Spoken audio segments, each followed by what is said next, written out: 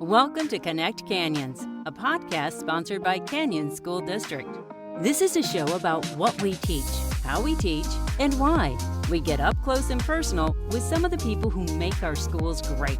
Students, teachers, principals, parents, and more. We meet national experts too. Learning is about making connections. So connect with us. Hello, my name is Jody Genesee. I'm a communications specialist with Canyon School District. We are pleased to be joined on this episode of Connect Canyons by Lisa Peterson, who helps Jordan High students find and obtain scholarships. Welcome, Lisa. Hi, nice to meet you, Jody. Yeah, great to meet you as well. To start off, would you please give us some background information about who you are and where you come from and what you do at Jordan High? Okay. I was a first-generation college student, so when I went to school, pretty new to the game, and I didn't even know what questions to ask. I didn't even know what I didn't know, And as I went through that journey, I was very fortunate to be able to receive some scholarships that helped me with my undergrad. And I graduated with a degree in communications. And then I went back to school several years later and also funded my master's in public administration with scholarships. Fast forward to my kids getting ready to go to college, and money was tight. I knew that this was the only way they were going to go to school. So I became one of those moms that just scoured the internet, tried to find things that applied to my student. And as I learned and began to understand that world, I felt most people don't know these things. And it's not like it's a big, great secret, but most people don't. The first and only time they do it is when their kids go to school or when they go to school. And so things change, and things change rapidly. So I had an opportunity to go to Jordan High and work there, and now I get to do that for all of the graduating students. That's awesome. Thanks for listening to this episode of Connect Canyons. Connect with us on Twitter, Facebook, or Instagram at Canyons District, or on our website, canyonsdistrict.org. Now I have a senior in high school, and I honestly don't know exactly where to turn to and what to do. So I'm excited to learn from you and try to help him out a little bit more and have 3 more kids after him. So I think this is a great topic, and I'm super excited that you offered to join us. So yeah, let's just dig in. And I know many students and parents are kind of in my same situation where they don't know exactly where to start looking or who to turn to. What can you say to them to help them or us as we begin this journey? Sure. I think the number one thing is a lot of people feel that it's scary and it's very involved. And yes, doing scholarships takes effort, but it does get easier and easier each time that you do it, because you build a portfolio of all the information that you need.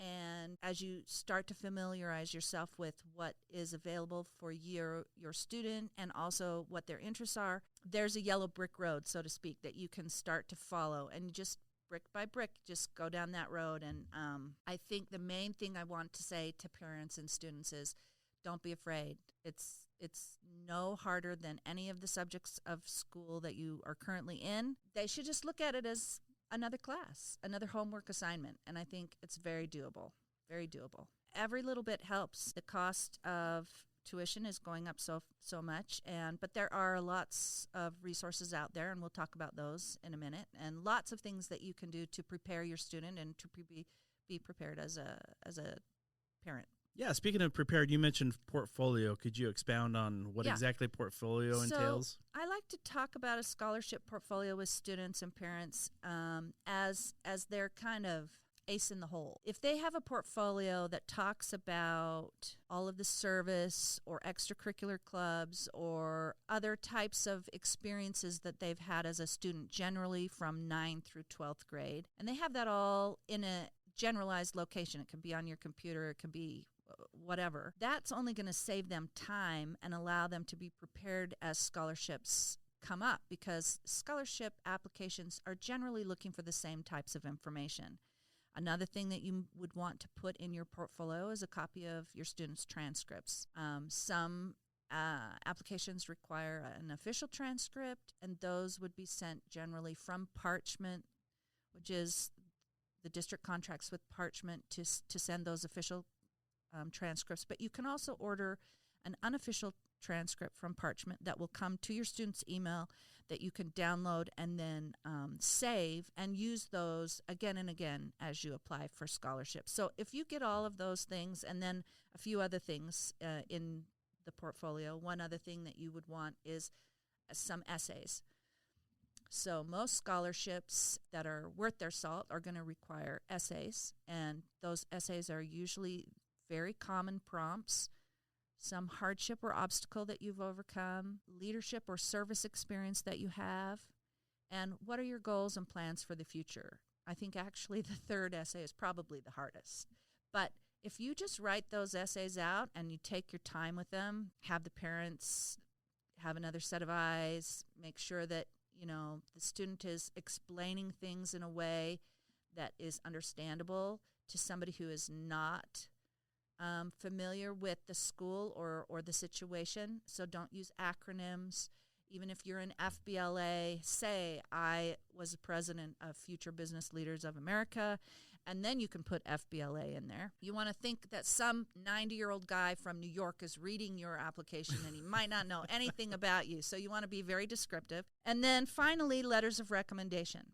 A lot of applications are going to require letters of recommendation, and so I recommend that students at the end of their junior year or the beginning of their senior year start working on getting those letters of recommendation, because then if an application requires them, you already have them. Sometimes we don't get information on scholarships until it's almost time to apply, and that is kind of a variety of factors. Sometimes it has to go to the district, then the district sends it to the principals, then the principal sends it to the counselors, and then the counselors send it to me, or sometimes it's a new scholarship.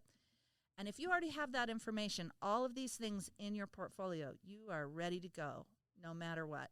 And the one thing I like to recommend for letters of recommendation, usually they'll ask for one or two from the school, sometimes one from a community member. What makes the best letter? Time. Students need to give the teachers and community members enough time to write a good letter. So that's why you want to get those together, have them in your portfolio, and you're good to go. Then you have all the information you need, and really it just gets easier and easier as you go down that yellow brick road. You mentioned the end of your junior year, beginning of your senior year. It kind of made me wonder, when is the best time to apply for scholarships and to start that process? Yeah, that's a very good question. A lot of ninth graders are very excited to start, and they just, they want to do all this. And there are scholarships that are available for ninth graders, but they are few and far between. And I would say they are more like contests, draw the bookmark, write an essay about the zombie apocalypse, which is a scholarship that is open right now. But they're not, it's due on Halloween, by the way. That's awesome. They will choose a winner, but they're not asking you for any grades or any information about you or hardships. So I would say, like I said, it's more of a contest. And as you progress through high school, those opportunities for true scholarships will kind of become more available to you. And of course, by the time you're a senior, there's many, many scholarships. And so I would say to all seniors, what is the best time to apply for a scholarship? Right now. College application week just finished for Canyon School District, or we're working on it right now through October. And as soon as you apply for your colleges, then you should start looking at all of the scholarships that are available to those schools that you applied for, and then also branch out to other scholarships, in the community and nationally. Sometimes when people think about scholarships, they think, okay, the star athlete's going to get a scholarship to go to BYU or Utah. The student body officer is going to get a scholarship to Harvard or some Ivy League school. How many scholarships are there? Because from what I'm gathering from what you're talking about, there's a zombie apocalypse scholarship. Sounds like there's more than we might imagine. Yes, there are so many different scholarships available, and I always tell students and parents to just keep looking till you find the piece of the puzzle that you fit. There are scholarships if you are tall. There are scholarships if you are short. There are scholarships if you have red hair. There are scholarships if you are Italian American. There are scholarships if you or a family member have MS, if you have diabetes, if somebody in your family has survived or is currently going through a cancer diagnosis. There are scholarships for first generation. There, of course, are scholarships for academics, sports, talents, things like that. But they're really, you just can't even imagine. There's types of scholarships just for what you want to go into, the major, some from corporations, some from the schools themselves. So there literally is something for everybody. Wow, that's fascinating. That kind of leads me along to this next question I have for you about students who might not be might have kind of struggled through a algebra class, or they might not have the best grades, and perhaps they get a little bit nervous during tests, and so their ACT scores aren't too high. What is your advice, and what would you say to them? Well, again, there really are lots of different opportunities for every kind of student. I'm going to go back to the first question that you asked, and it is going to take some effort, and it is going to take some time on the student and the parent's part. But even students who have had a bad year, and I will say right now, the students who are graduating this year have pretty much spent their whole entire high school career during COVID. So a lot of them have had struggles and issues outside of their control that may have affected their grades and may have affected other areas of their lives. And they can use those in their essays to talk about and to explain why their grades are the way they are or what they've done to turn their life around. I was just speaking with a person who has had an amazing turnaround in their grades purely by being diagnosed with a certain condition and getting the right medication that they needed. So those types of things can be used to their advantage. I think everybody can use their life experiences to be able to plead their case, so to speak, to put their cards on the table and say, this is why I am a good candidate for your scholarship. I think I'm encouraged to hear that, because a lot of times it seems like in a situation like this, people might want to put their best foot forward and look like they're the perfect candidate. But it sounds like that being vulnerable and being real and truthful and forthright with who you are and where you came from, I mean, that seems like that people are willing to reward you for that as well, because they want that authenticity. So think about scholarships as, okay, say this scholarship requires a 3.0 GPA. Say it requires that you take a certain class. Say that it requires that you're going into a certain major. So every single person that is applying for that has those baseline qualifications. The way that you stand out, the way that you make the difference is showing the unique part of you and showing the part that goes beyond that. So in your essays, you're not going to say, I have a 3.0 and I took that class and I'm going into that major. They already know that. You're going to talk about why, who, how, what, all of those questions, and personalize those essays and personalize that so that the person remembers, oh my gosh, this was the person who is a first-gen college student, and look at all they've done with a very interesting and complex background. I think that should be encouraging to a lot of people. Just be yourself and show who you are and what makes you uniquely you.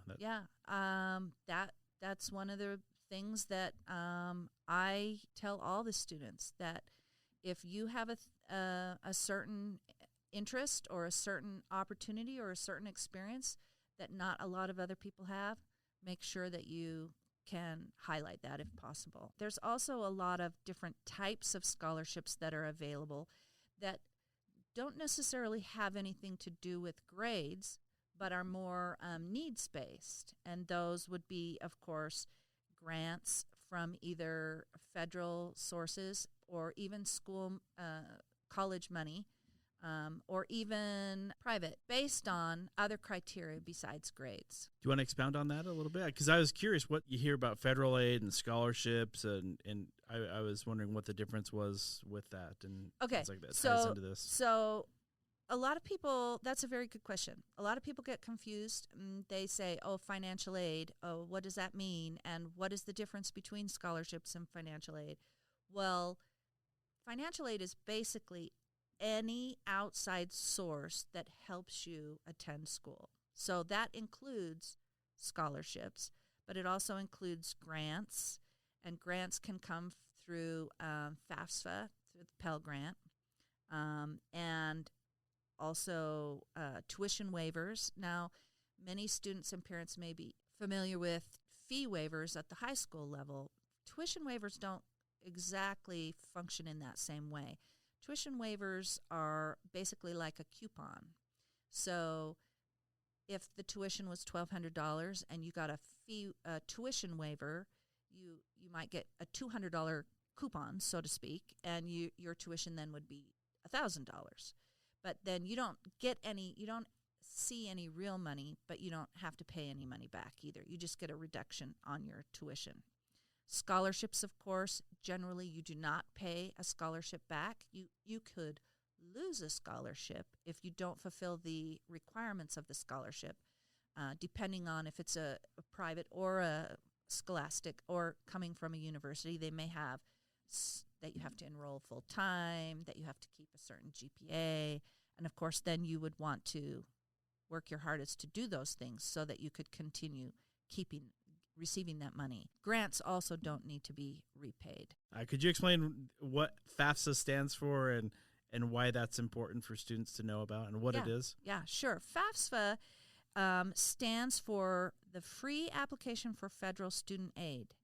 And that name is important, but what's more important is that you fill it out.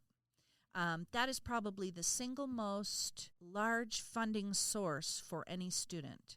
Now, a lot of people will say, oh, I know I'm not going to qualify for the FAFSA, so I'm not even going to bother to fill it out. And I would say to those parents particularly, do it anyway.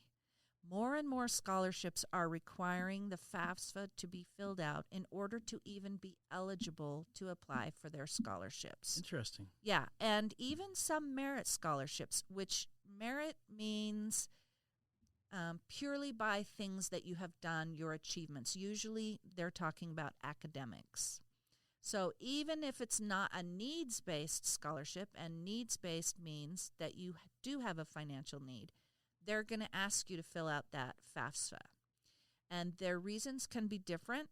Sometimes it's fairly obvious if it's a need-based scholarship that they want to see that you back it up with the federal form, the FAFSA form, that you do have a financial need. But sometimes the needs, you might not understand why they're requiring it, but if they ask you to do it, you really need to do it. And I think the benefits are threefold. Sometimes people, they're like, well, I don't want them to know what I make. They already know. You have submitted your taxes. The benefits are threefold. If you have more than one student, each time you fill out the FAFSA for all of those students, you have a better chance. Another time is, even though you fill out the FAFSA and you don't receive any money, you may receive other opportunities. One of them is the federal work study, where students can get jobs on campus that are subsidized by the government, and those jobs are usually much better jobs for a student because they work around their school schedule. They're tied to the student's university calendar, so they're much easier for them to work and still go to school. So that's another benefit that you cannot receive if you don't fill out the FAFSA. And thirdly, it is a fact of life that sometimes we do need to have student loans, and that is how you qualify for the student loans as well. And you would want to fill out the FAFSA. If you did take student loans, you would want those through the government because they are protected and from predatory lending. Is the FAFSA something the parents would fill out as the student as a senior still in high school, Yeah. or once they graduate? And where would you go to fill that out? Okay, so at our school, we are extremely lucky. We have a FAFSA specialist as well. But FAFSA.gov is where you'll go to fill out the FAFSA. Every senior needs to fill that out. And you need to say, as I was talking earlier, that you got another scholarship, and one of the requirements was that you filled out the FAFSA. That means you're going to have to fill out the FAFSA every year. A lot of people think it's one and done. That is not the case. FAFSA opened October 1st. It opens October 1st of every year. And a senior, as soon as they're applying for colleges, should also go in and apply for FAFSA. This year, I think the top limit is about $6,800 per school year that a student can qualify for FAFSA. So if you have, that doesn't guarantee that you're going to get that much, but if you have any question, fill it out. You might be surprised. And also, just because you fill it out this year and you don't receive anything, if you fill it out next year, you may receive something then, because every year they adjust those income levels, right? So a senior after October 1st should start the FAFSA on FAFSA.gov. In order to start, they actually have to get a FAFSA ID, and then one of their parents also has to have that ID in order to fill out the form. As they're filling out the form, the student fills it out. They fill it out for themselves, and then at the end, the parent fills out their information. And usually all they do is give consent, and the FAFSA goes out, picks up their tax information, and drops it in, and then it will tell you what your estimated family contribution is. And the lower that number, the higher the chance for you to receive FAFSA. And it will tell you what you should qualify for. But you're not done. You get to put, I think, 10 different schools for free that you want that to go to. So you put on all those schools in, and then you're sending it to the schools. Now, a lot of times then the schools have, so the money comes from the federal government to the schools. And then the schools determine, they have a little bit of latitude how they disseminate it. Sometimes they get more money. Sometimes they get less money. Sometimes they have more students at the school that qualify for FAFSA. Sometimes they have less. So the student may get more or less based on what is actually in the coffers. Then the institution where they're going to go will look at their FAFSA information, and then a lot of times they'll say, we would like you to verify this piece of information or that piece of information. And that helps them give you the money. You also have to accept it. So if you don't go into your school account and look up and see the progress of that and accept it, then you're not getting any money. There's still things you have to do to accept that money and to make sure that it's in your account. Interesting. You help with the scholarships at Jordan High. Does every school or every high school in Canyons have a specialist similar to you? Yes, everybody has a scholarship specialist, and but Jordan, as far as I know, is the only one who also has a FAFSA specialist. That's fantastic. Yeah. What are some other tips that you could give parents to help students find scholarships and apply for them? I know you probably have tips coming out of your like zucchini this time of year. Like zucchini. I wish scholarship. Like zucchini. I love that. That's another good question, really good question. So, as you said, every school has a scholarship specialist. So that is the number one place I would send you. Every school website has lists of scholarships. Jordan High is unique to the district. We have we're like the oldest school in the district, and we have a lot of Jordan High specific scholarships, but other high schools may also have community scholarships that are more applicable to them. I would go on to their websites. Our website, under the Counseling Center scholarship page, is sorted by month. I think a number of the other schools are set up that way, so you can click on October and see the scholarships that are available in October. Now, those are vetted by us, but they are not an exhaustive list. We usually try to keep on our scholarship sites scholarships that we know our students have won in the past, scholarships that apply to our school demographics, and other situations. But you are welcome to go on. When my kids were in high school, I went on to the other high school websites and looked at their scholarship pages too. To see You are other, resourceful. Oh, yeah, to see what other zucchinis I could find. So definitely go there. There are national sites. We also have these national sites listed on our website. Some of them are fastweb.com, capex.com, things of this nature. Those are more clearinghouses, big databases that you can sign up for to sort and see other scholarship opportunities. I will say that those come with a lot of advertising and a lot of national scholarships that may or may not apply, or that they'll say, Brickfish, tell us why it's cool to stay in school. Again, more of a contest than a true scholarship. But they do have opportunities out there. I would recommend that you do not pay for scholarship lists. These lists are readily available on multiple sites, and if you're paying for a scholarship list, I would steer clear of that. Finally, the school sites themselves.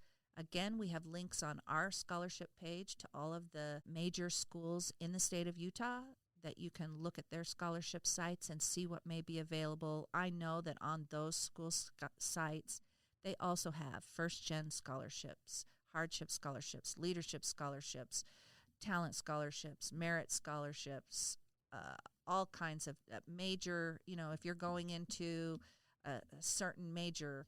Anybody, just as an FYI, anybody in Canyons or Jordan School District that goes to the University of Utah and applies and puts down that they are going into engineering, there's a scholarship that they are automatically entered into. Your employer, your kid's employer, McDonald's gives a scholarship, Walmart, Target, UPS, Home Depot, fraternal organizations, clubs, community things. There was a local optometrist who used to give a scholarship if you were going into a science or healthcare background.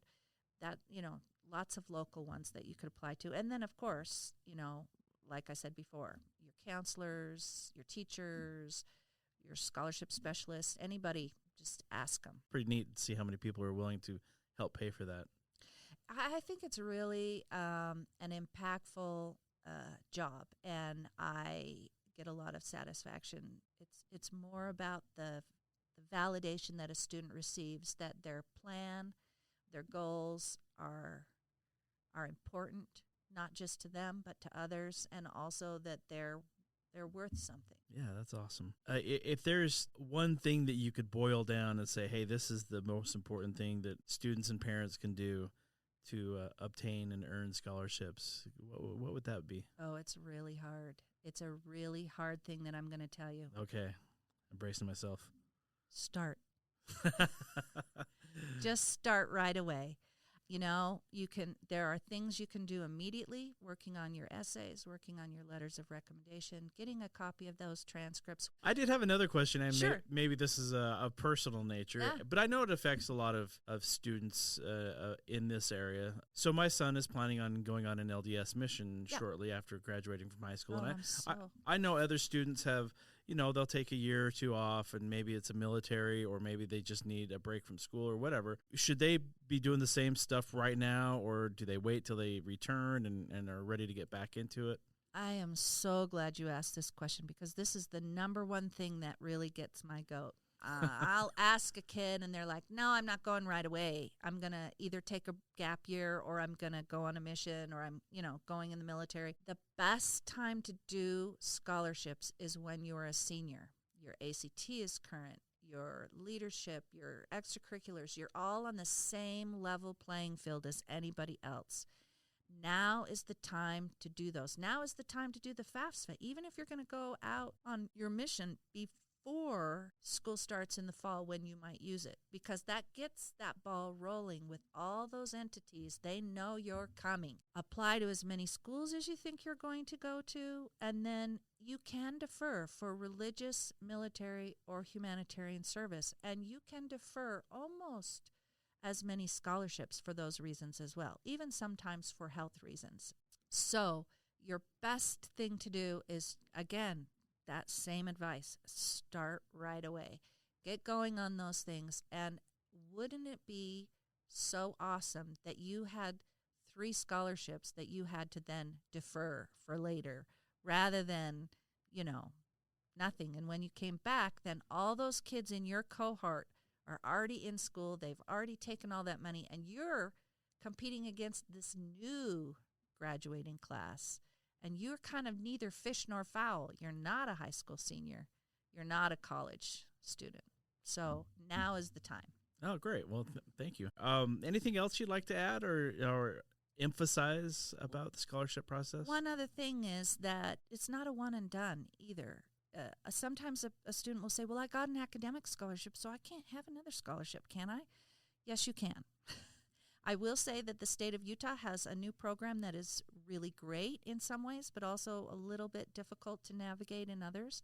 And that is the state legislature a couple years ago started the You Promise Scholarship.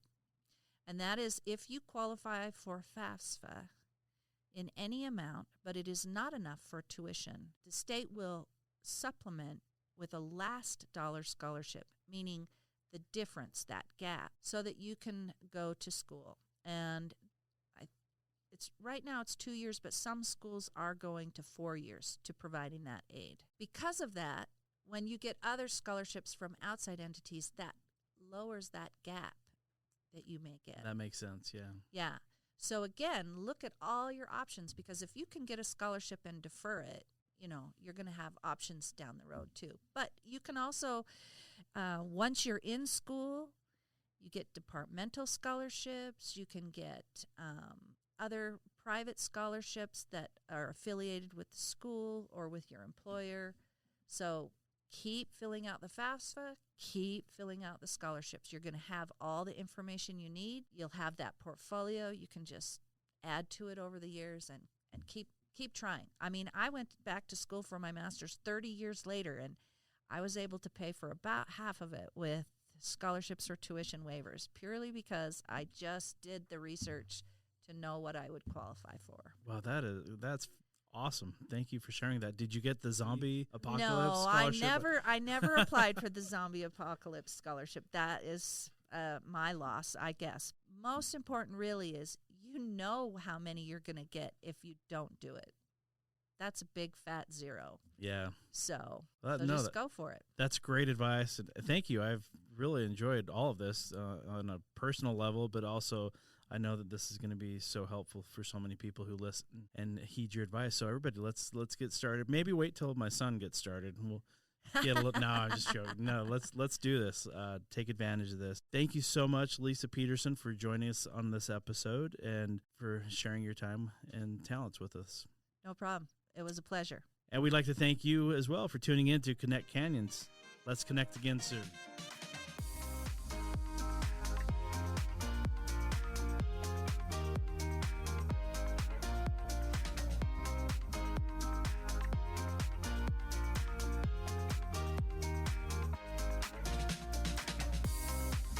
Thanks for listening to this episode of Connect Canyons. Connect with us on Twitter, Facebook, or Instagram @Canyons District, or on our website, canyonsdistrict.org.